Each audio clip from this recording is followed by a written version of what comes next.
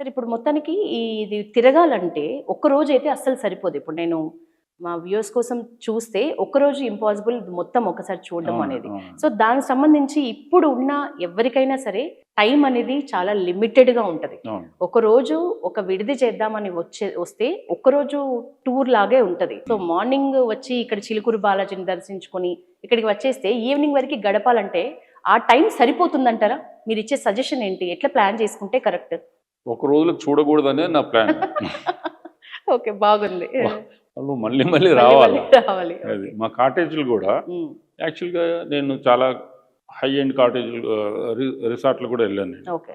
ఎక్కడికైనా పోయినా ఒక రకం 2 రకాలు ఉంటాయి కాటేజెస్, అంతే, అవును. అన్ని ఒకేలా అవును, ఉంటాయి. అవును.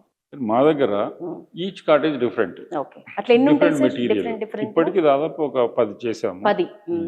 డిఫరెంట్ మెటీరియల్స్, స్టోన్ తోటి ఒకటి చేసాము, అవును. తర్వాత కంప్లీట్ మట్టి తోటి ఒకటి చేసాము, అట్లాగే కేన్ తోటి చేసాము, కాటన్ స్టీల్ తోటి చేసాము, వుడ్ తోటి చేసాము, మిర్రర్ల తోటి కూడా చేసాము.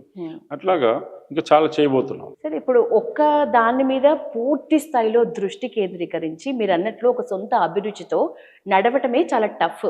ఇందులో గ్రీనరీ, వివిధ రకాల మొక్కలు, వాటి డిజైనింగ్, డీటెయిలింగ్ కాకుండా శిలాతోరణాలు, స్టీల్ తోరణాలు, స్టీల్ విభిన్న కళాకృతులు, ఇంకా ఐరన్ తో కూడుకున్నవి, స్టోన్ తో కూడుకున్నవి, ఇన్ని రకాల ఇంట్రెస్ట్లు ఒక్క మైండ్ లో అసలు ఎట్లా? నాకు ఇది చాలా అంటే రేర్ కాంబినేషన్ అనిపించింది. నా వ్యక్తిగత అభిప్రాయం చాలా రేర్ కాంబినేషన్. మీకు పర్టికులర్ గా గ్రీనరీ పక్కన పెడితే మేజర్ ఇంట్రెస్ట్ దేని మీద సార్? స్టీలా, లేకపోతే ఐరనా, art, wood, art? I hate plastic. Plastic. Okay. Plastic తప్ప ఎనీ మెటీరియల్ నేను లైక్ చేస్తాను. ఓకే. ఒక స్కల్ప్చర్ కింద చేయడానికి ఏ మెటీరియల్ అయినా okay, other than the plastic.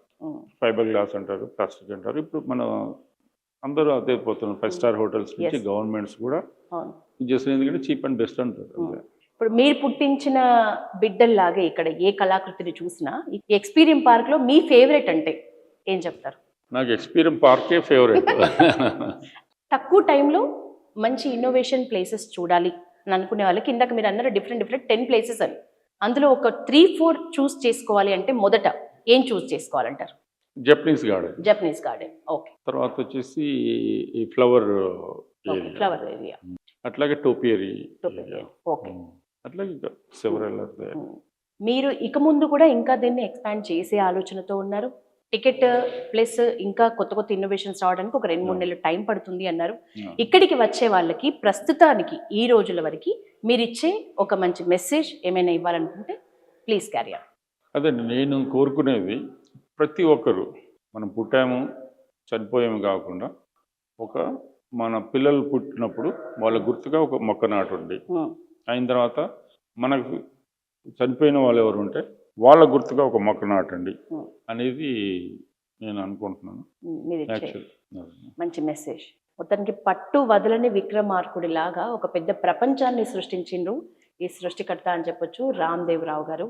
ఈరోజు మనతో చెప్పిన విషయం ఏంటంటే పుట్టుకకి అలాగే మనిషి చావుకి రెండిటికి కూడా ఒక మంచి ఇవ్వాలి, ఈ భూమి మీద గుర్తుండిపోయేలాగా మన తర్వాత కూడా గుర్తుండాలి అనే విధంగా ఇవ్వాలి అంటే ఒక చెట్టు, ఒక మొక్కని మనం నాటాలి. ఇది నేను ఇచ్చే మెసేజ్ అని చెప్పారు. చాలా అద్భుతమైన మెసేజ్. నిజానికి ఈ మెసేజ్తో పాటు మనం ప్లాస్టిక్ని కూడా నివారిస్తూ వెళ్తే కనుక మనం ఇందాక సార్ చెప్పినట్లు కూర్చున్న మన చెట్టుని, మన మొక్కని మనం నరుక్కున్నట్టు అది కాస్త మనకు మనం కాపాడించుకోగలిగిన వాళ్ళం అవుతామనే మెసేజ్ అయితే ఇస్తున్నారు.